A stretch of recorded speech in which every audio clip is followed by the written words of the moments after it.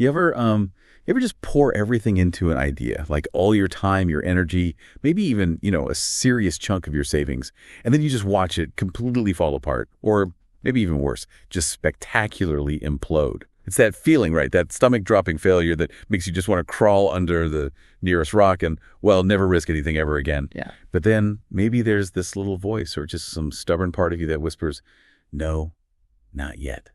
Gotta find a way. Gotta try again. Yeah, that's it, exactly. That moment, that crossroads. Yeah. That's where the real work happens, isn't it? How you choose to respond right then, that dictates what comes next. Do you let it stop you, or do you, pivot and figure out what you learned? Absolutely. And that choice, that whole idea of turning a setback into a strength, that's precisely what we're digging into today. We're looking at Martin Meadows' book, From Failure to Success. And what's great is that Meadows isn't coming at this from some, ivory tower of constant wins. He really gets failure. Oh, totally. He talks about investing, I think it was a few $1,000s, into a video course on self-discipline. First month, it earned him, wait for it, $23.63. Wow. Just wow. Right. Talk about a reality check. And he didn't stop there. He made 2 more courses, poured about $5,000 into the third one. And after 13 months, he was nearly $10,000 in the red. So he really lived it, lost almost everything. This isn't just theory for him. Exactly. It's experience, raw, painful experience. Which honestly makes his insights way more powerful, I think. So our mission really for this deep dive is to unpack what Meadow learned. How can failure actually be, well, maybe not a friend, but a really effective teacher? An ally, yep. An ally, good word. Yeah. How do we redefine it? How do we cope when it hits? Yeah. And maybe most importantly, how do we build that resilience, that ability to bounce back from those moments you just wish you could forget? Okay, so let's start right at the foundation. Meadow basically challenges you right away. What is your definition of failure? It sounds simple, like just semantics. But it's huge, right? Because the words we use, the labels we put on things, they genuinely shape how we act, how we feel about stuff. Yeah, look at Merriam-Webster. It just says failure is a lack of success. Kind of black and white. You either succeeded or you failed.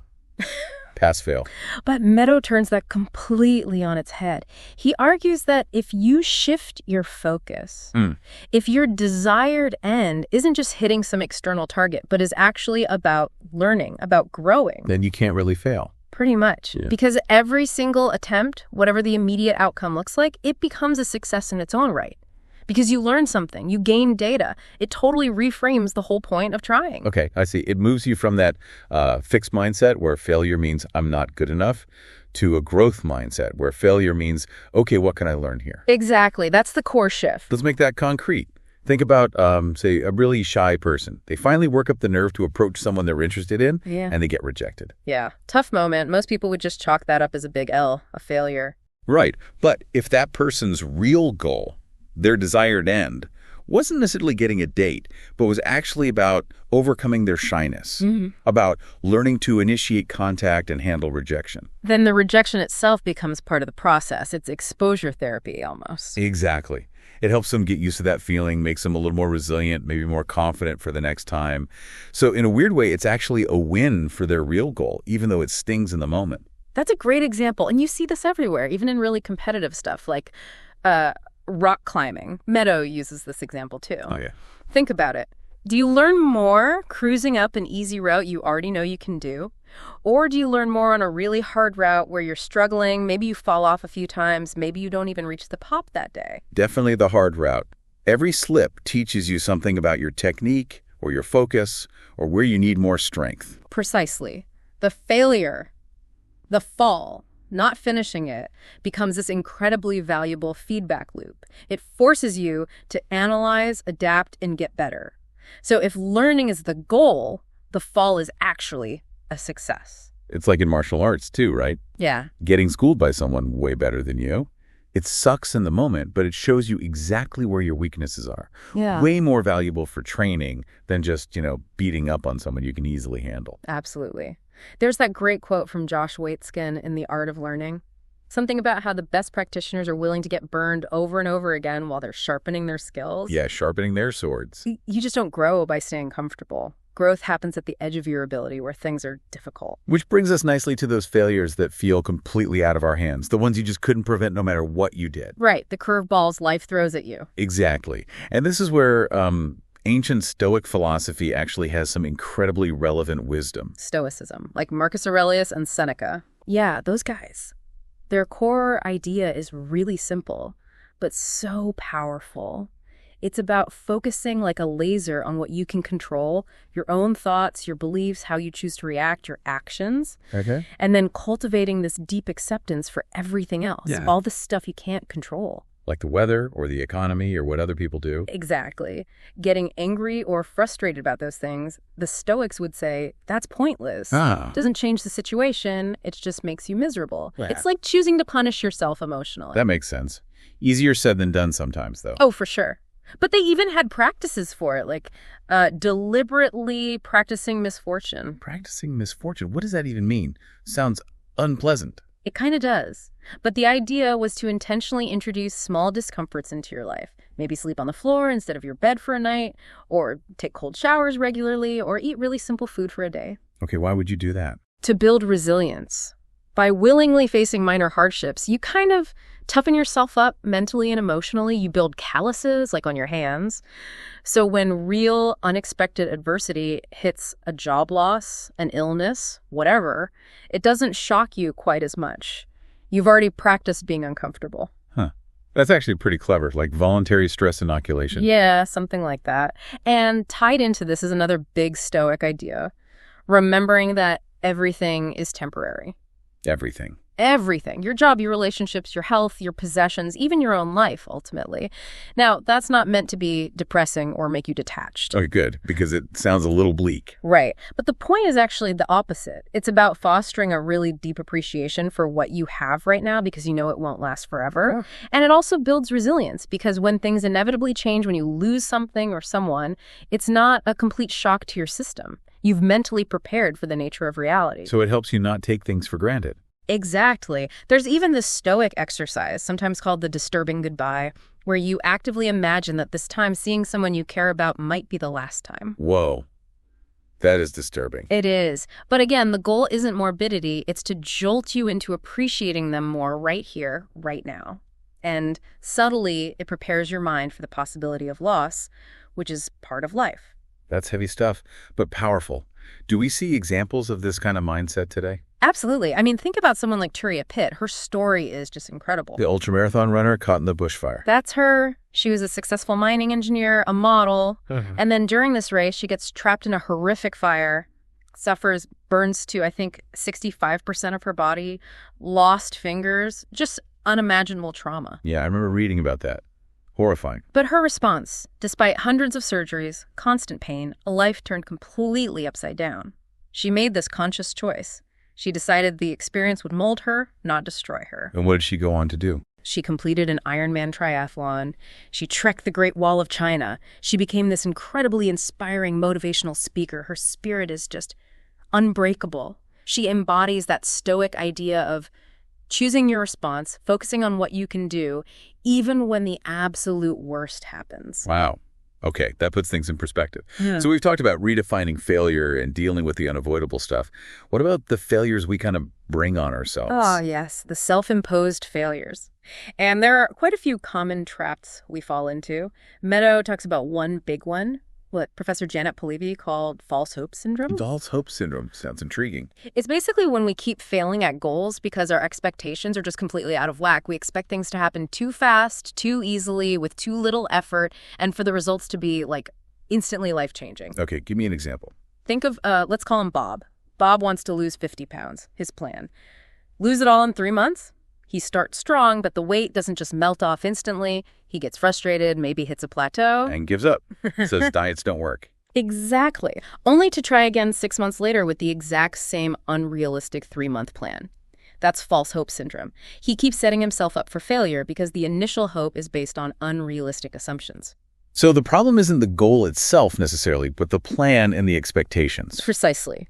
Sustainable change usually needs a smarter strategy, not just more brute force willpower. It needs realistic, smaller steps. Maybe Bob's goal should be lose 5 pounds this month, see how that goes, and adjust. It needs proper research, maybe talking to a professional, and a willingness to completely change the approach if the first one isn't working, not just tweak the same failing plan. It reminds me of Peter Diamandis and the X Prize story. Oh, yeah. How so? Well, he had this huge, audacious goal, a $10 million prize for private spaceflight. Totally unrealistic to many people at the time. He pitched it to potential sponsors. How many times? Yeah. Over 150 times over 6 years. Wow, 150 no's. That's persistence. Oof. Right. He could have easily given up after 10 or 50 or 100 rejections. But he kept learning from each. No, adjusting his pitch, refining his strategy, refusing to accept that his initial hope was false. He adapted his approach relentlessly until he found a way. That's a fantastic counterpoint. Persistence matters, but it has to be smart persistence, adapting based on feedback, not just banging your head against the same wall. So unrealistic expectations is one trap. What else causes self-imposed failure? Another big one is just a lack of focus, trying to do too many things at once. Spreading yourself too thin. Exactly. Your energy, your attention, your resources, they all get diluted. Meadows admits he did this himself, trying to get serious about 5 different sports simultaneously. Yeah. Made almost no real progress in any of them because he wasn't giving any single one the dedicated focus it needed. Makes sense. You hear this from super successful people too. Chris Sacca, the venture capitalist, he has this philosophy, all in or out. He basically says the only way to be truly great at something, especially something demanding like startups, is obsessive focus. Anything less, and you're just not giving it what it needs. So it's about making choices. Sacrificing some good goals to really nail the most important ones. That seems to be the key takeaway. You have to be willing to say no sometimes, even to things that seem appealing, to really pour your energy where it counts most. Okay, what about fear? Yeah. That's got to be a huge driver of failure, right? Yeah. Just being too scared to even try or too scared to keep going. Oh, absolutely. Fear is probably the biggest self-imposed barrier, especially the fear of the unknown, or maybe even more commonly, the fear of rejection. Yeah, that fear of putting yourself out there and getting shot down, it can be paralyzing. Totally. Meadows talks about his own battle with extreme shyness. To get over it, he set himself this crazy goal. What was it? He decided to approach 50 different women on the street over 3 months. Not to get dates specifically, but purely to experience rejection, just to feel it happen. Whoa. That takes guts. How did it go? He found out that rejection wasn't actually that big a deal most of the time. It stung for a moment, maybe, but then it passed. It was just information, not some catastrophic event. So he desensitized himself to it. Exactly. It's a classic technique, consistent desensitization. By deliberately exposing himself to the thing he feared, repeatedly in a sort of controlled way, he lessened its emotional power over him. He basically rewired his brain's response. He's like building up an immunity. Yeah. It reminds me of that Tim Ferriss quote, something like, "You can measure a person's success by the number of uncomfortable conversations they're willing to have." That's good. Facing the fear directly. But fear can be even trickier. Sometimes it's not just fear of rejection, but fear of losing your identity. What do you mean? Like fear of success? Kind of, yeah. If your sense of self is deeply tied up in negative aspects, maybe you've always been the overweight one, or the person who struggles with money, or even the failed entrepreneur. Then actually succeeding, actually changing, feels threatening. Yeah. Because it means giving up that identity you're used to. Precisely. It sounds strange, but it happens. J.K. Rowling, who obviously knows about going from poverty to immense success, once said something like, "Poverty is only romanticized by fools." She understood that clinging to an old, even negative identity can hold you back. So you need to be willing to let go of who you were to become who you could be. Yes, and that often means consciously building a support system, friends, family, mentors, even online groups who encourage your growth, not people who subtly, or not so subtly, want you to stay the same because it's comfortable for them. That reminds me of Sidney Poitier's story. Oh, the actor, tell me. Early in his career, he auditioned for a director who was incredibly dismissive. Told him he couldn't read well, couldn't talk right, and should just forget acting and be a dishwasher. Ouch, harsh. Totally. But Poitier's immediate thought wasn't, he's right. It was, why dishwasher? He decided my value. In that moment, Poitier refused to accept that director's definition of him. He decided he would define himself. Wow. And he dedicated himself, worked on his reading, worked relentlessly on losing his Bohemian accent, and became this absolute icon, breaking down barriers. He refused to let someone else's limiting belief become his identity. That's incredibly powerful. Refusing to internalize someone else's low expectations. Okay, so we have unrealistic expectations, lack of focus, fear. Any other self-sabotage traps? Well, Meadows talks about one that's really subtle, almost subconscious. Self-licensing. Self-licensing, what's that? It's this weird cognitive bias where doing something good gives you a kind of moral permission slip to then do something bad or counterproductive. Like what? Like you drink a diet soda so you feel justified eating a huge slice of pizza. Oh. Or you go for a run so you think, great, I earned that giant muffin. I see. The good deed licenses the indulgence, potentially wiping out the benefit of the good deed itself. Exactly. Your brain is trying to balance the scales, maybe, Yeah. but it often backfires, especially with things like exercise and diet. Yeah, people massively overestimate how many calories they burn exercising. Totally. That brisk walk might burn 200 calories, but the reward smoothie afterwards could easily be 400 or 500. You end up in a calorie surplus without realizing it. So the exercise is great for health, but if weight loss is the goal, the self-licensing treat can completely sabotage it. Right. Meadows suggests the solution is partly mindset. Try to view the healthy activity, the run, the salad, whatever, as the reward itself. Appreciate the intrinsic benefits. And also try to automate good habits as much as possible so they require less conscious willpower and less mental accounting that can lead to licensing. Makes sense. Take the decision-making out of it where you can. Okay, so we've covered redefining failure, dealing with external setbacks, and avoiding self-sabotage. How do we build momentum for sustained growth? What are the master strategies? One key thing Meadows emphasizes is developing a real long-term passion, something that genuinely excites you and keeps you going, even when things get incredibly tough. Like his rock climbing. Exactly. He uses climbing as this perfect metaphor. You fail repeatedly on a hard route, you get frustrated, you doubt yourself, you analyze every tiny mistake. But the passion for climbing, for solving that puzzle, keeps you coming back. Right. And eventually you have that breakthrough, you send the route. And that whole process, the failure, the analysis, the perseverance, the eventual success, it builds serious mental toughness, determination, grit. And those qualities don't just stay on the rock face, do they? No way. They spill over into everything else. Business challenges, relationship difficulties. That resilience you built through your passion becomes a core part of who you are. That's powerful. Find something you love enough to fail at repeatedly. Okay, what else? Another big one is adopting what he calls the experimental approach. Treating things like experiments. Yeah. Instead of launching into something new, a business, a diet, a creative project, with this heavy expectation of guaranteed success, treat it like an experiment. How does that help? It lowers the stakes. If it's an experiment, the goal isn't necessarily a specific outcome. It's learning. It's gathering data. Yeah. Did this work? Why or why not? What can I try next? It takes away a lot of that crippling fear of failure. Like Meadows viewing his early failed business investments as cost of learning. Exactly. It reframes the loss into an investment in future knowledge. And the other cool part of the experimental approach is that change doesn't have to be this huge, permanent, terrifying commitment. You mean you can just dip your toe in? Right. Thinking about going vegan, don't commit forever right away. Try it for a week or a month. See how it feels, what the challenges are. Curious about freelancing. Don't quit your job yet. Take on one small project on the side. So it makes big changes feel less daunting, more manageable. Totally. Small experiments give you real-world data without requiring you to burn all your bridges first. Okay, that makes a lot of sense. But surely there are times when giving up is the right call. We can't just persist endlessly at everything, can we? No, absolutely not. And Meadows addresses this directly. Persistence is vital, but knowing when to quit is just as important. So when should you give up? One really important reason is if the goal just isn't truly congruent with who you are. If you're pursuing something mainly because of social pressure or because you think you should, but it doesn't actually align with your core values or interests. Like staying in a prestigious job you hate. Exactly.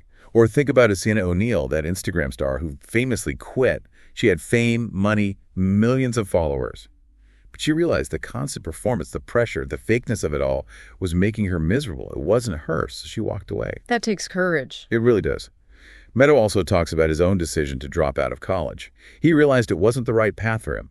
Despite the expectation to get a degree, he recognized the hidden costs, not just tuition, but the lost time, the missed opportunities to pursue things he was actually passionate about. So checking in with yourself. Is this goal truly mine? Does it align with my values? Yeah. And Toni Morrison's story is another great example here.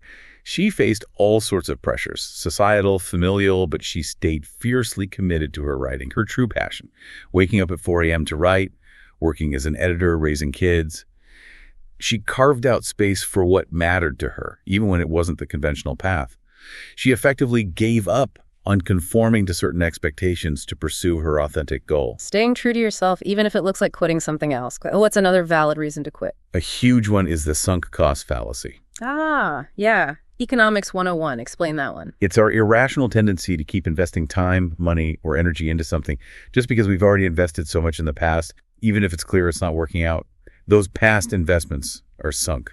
You can't get them back. Like forcing yourself to sit through a terrible movie you paid $15 for, even though you'd rather leave. Perfect example.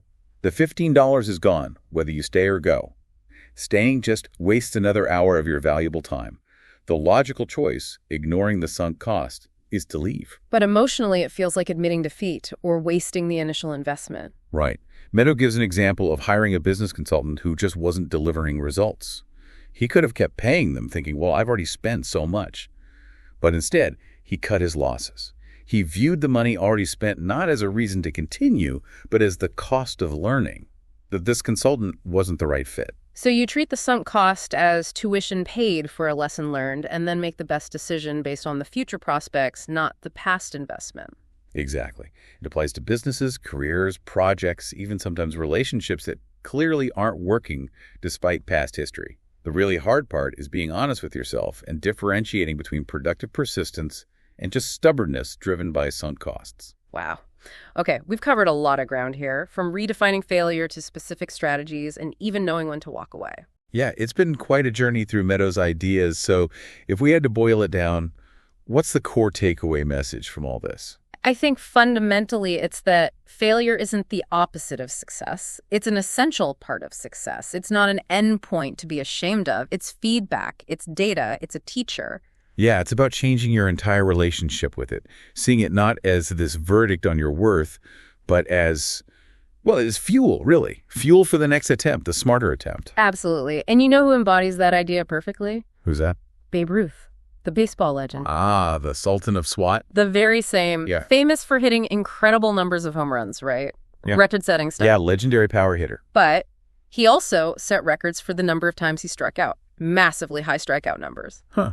I guess that makes sense. If you swing hard, you connect big, but you also miss big sometimes. Exactly. And his whole philosophy reflected that. He apparently said something like, I swing big with everything I've got. I hit big or I miss big. Wow. That sums it up beautifully, doesn't it? It really does. You have to be willing to take those big swings, to risk the big misses, because that's the only way you'll ever achieve the really big hits. You can't play it safe and expect extraordinary results. So, okay, let's bring this home for everyone listening. As you've been taking all this in, maybe thinking about your own experiences with setbacks, what's one specific idea, one strategy from this deep dive that really landed with you? Yeah. What's something you can actually take and apply? How can you choose, maybe even starting today, to live a bit bigger, to swing a bit harder, even knowing you might miss sometimes?